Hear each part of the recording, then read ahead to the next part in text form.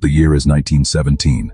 America enters World War I, and suddenly the government faces an unprecedented challenge. How do you convince millions of people to support a war they never wanted? The answer would reshape human civilization forever. What they created wasn't just propaganda. It was the blueprint for every advertisement, political campaign, and social media algorithm you encounter today. Meet Edward Bernays, nephew of Sigmund Freud and the man who would become known as the father of public relations. Bernays didn't start by selling soap or cigarettes. He started by selling war. Working for the Committee on Public Information, he helped craft the messaging that transformed American public opinion from isolationist to interventionist in a matter of months. The machinery he helped build combined tidy slogans with theatrical public events, staged photographs, celebrity endorsements, and relentless repetition across newspapers, posters, and emerging mass media. Bernays' genius was less about a single persuasive line than about creating an entire emotional environment. He understood that many decisions happen beneath conscious thought, in the realm of desires, anxieties, and social belonging. He learned to harness symbols and rituals, parades to stir pride, recruitment posters to trigger shame or duty, celebrity appearances to transfer trust. The techniques were revolutionary. Prioritize emotional resonance over rational argument, deploy repetition until the message felt inevitable, and steer unconscious longings toward a chosen outcome. Those wartime tactics did more than win a vote for war. They produced a model for organizing public attention at scale. After the war, that model migrated into civilian life, quietly remaking how institutions spoke to citizens. The lessons of 1917 would echo for a century. People are less persuaded by facts than by feelings, less moved by logic than by identity. And once a message saturates the air, it starts to feel like truth. But here's where the story gets fascinating. After the war ended, Bernays realized something profound. The same psychological tools that could mobilize a nation for war could mobilize consumers for commerce. In 1928, he published Propaganda, a book that read like a manual for shaping public life, proclaiming that the conscious, intelligent manipulation of the organized habits and opinions of the masses is an important element in democratic society. Bernays didn't merely theorize, he practiced. He staged the famous Torches of Freedom parade, persuading women to smoke in public by framing cigarettes as a symbol of emancipation.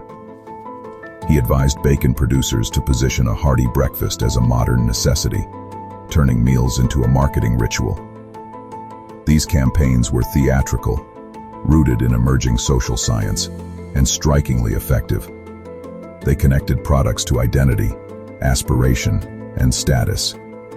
There was a PR genius in rebranding the very name of the craft.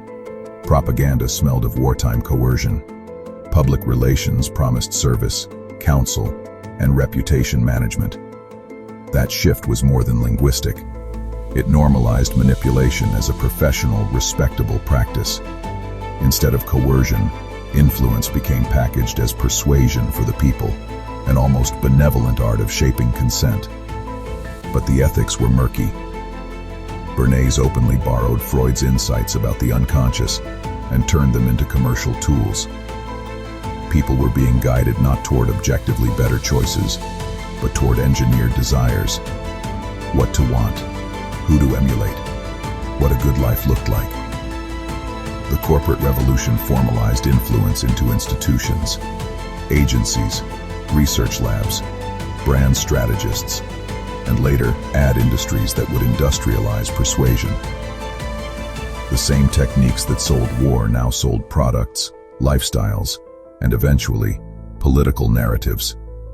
The influence industry had become a public utility, ubiquitous, powerful, and largely invisible. Let's examine the toolkit Bernays and his successors perfected, then follow those techniques across decades. Bandwagoning plays on our deep social wiring. Humans follow groups.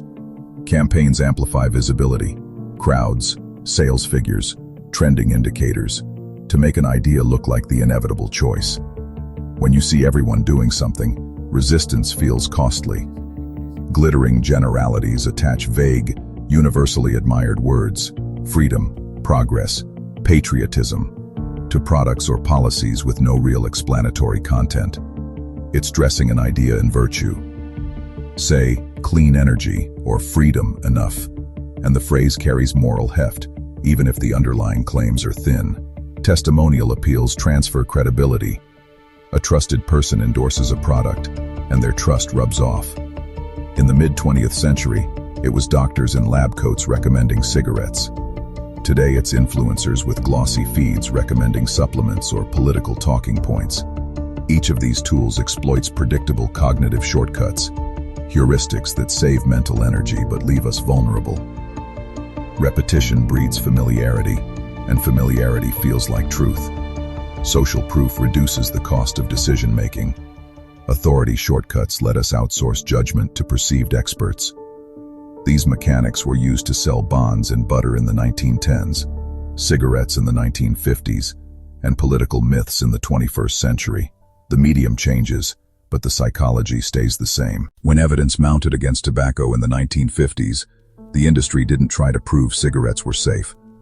They implemented a different, more insidious plan: manufacture doubt. Flood the discourse with conflicting claims, sponsor favorable research, seed friendly experts into public debates, and amplify uncertainties until people felt paralyzed about who to trust. This became known as the fire hose of falsehood, a strategy of high volume, multi-channel, and repetitive messaging designed not to persuade with an alternate truth, but to overwhelm with many contradictory ones. The tobacco playbook was replicated across sectors. Fossil fuel companies used the same tactics when climate science threatened their bottom line, funding skeptical research, promoting uncertainty, and investing in PR that made scientific consensus seem tentative. The goal was never to win the argument on merit. It was to delay regulation, to slow public urgency, to keep markets operating as usual. Gaslighting on a mass scale is the logical next step. Rather than simply lying, actors insist that reality itself is ambiguous. You can't trust that study. Experts disagree. It's just a theory. Over time, repeated doubt erodes shared factual ground. When citizens cannot agree on basic facts, whether a product is harmful, whether a system is rigged, whether climate change is human-driven, collective action stalls. Democracy depends on a baseline of common reality. Manufacturing doubt corrodes that foundation. These tactics are surgical and wide-ranging. Create fake grassroots movements, astroturfing. Plant editorial op-eds in sympathetic outlets. Use third-party front groups to lend credibility, and weaponize legal and lobbying channels to shape narratives. The result is a fog of competing narratives where truth is drowned not by a single louder voice, but by many loud, misleading ones. Then came the internet, and everything sped up. The same psychological techniques that once required expensive ad buys or newspaper space now live inside platforms that tailor persuasion to individuals. Algorithms reward engagement. Engagement rewards provocation. Outrage travels faster than nuance. The attention economy measures performance in milliseconds, clicks, shares. Micro-targeting fragments audiences into granular psychological profiles. Political campaigns and marketers build message variants for each segment. Appeals to fear for one group, appeals to identity for another. Created from data trails of searches, purchases, and social interactions. Bots and coordinated inauthentic accounts can amplify trends, manufacture viral momentum, and create the impression of consensus where none exists. Deepfakes and manipulated media add another layer, making once obvious visual proof unreliable. Platforms are not neutral pipes. They're optimizing systems. They learn what keeps you scrolling and then feed it back, creating feedback loops that harden belief and polarize communities. Viral bandwagoning looks like organic popularity even when it's engineered. Influencer marketing turns testimonial appeals into a commerce of curated trust.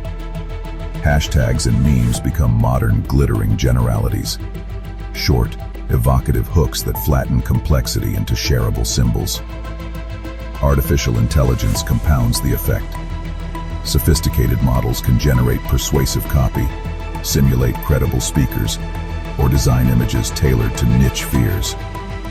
Small actors with minimal budgets can run campaigns that once required armies of operatives. Meanwhile, large institutions harness the same tools for sophisticated reputation management and targeted persuasion. The result is a democratization of propaganda for better and worse.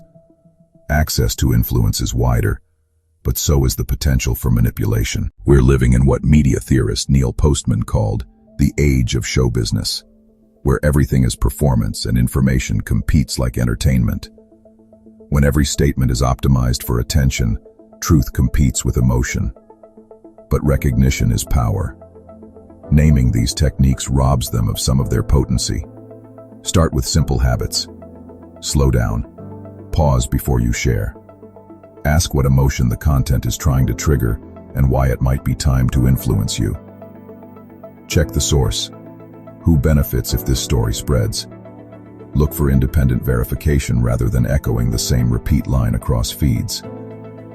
Diversify your information diet. Follow journalists, scientists, and voices outside your bubble. Practice lateral reading. Open new tabs. Verify claims against reputable sources. Don't evaluate a source in isolation. Civic solutions matter too. Demand transparency from platforms about amplification, targeting, and funding sources for political ads. Support public interest journalism and independent fact-checking. Advocate for stronger disclosure rules for sponsored content and for limits on dark money influence in politics and policy. Education systems should teach media literacy as a core civic skill. How to parse persuasion, identify sources, and understand algorithmic influence. This is not a call to paranoia, but to agency. The age of influence isn't ending, it's accelerating. But awareness is a powerful tool. Once you can spot bandwagoning, glittering phrases, testimonial transfers, and manufactured doubt, you can interrogate messages rather than absorb them. The same psychology that manipulates can be used to inform, to mobilize for good, and to protect public interest, if we insist on transparency and accountability. Everything is media now, and truth is shaped as much by repetition as by fact. Your attention is the battlefield. Your awareness is your defense. The choice is yours. Remain an unconscious recipient of engineered consent, or become a conscious participant in the conversation. Resist the invisible architectures of persuasion, demand clarity, and rebuild a shared reality where facts can be recognized and acted upon. The war for your mind is real, but so is the power of collective vigilance. Will you fight back?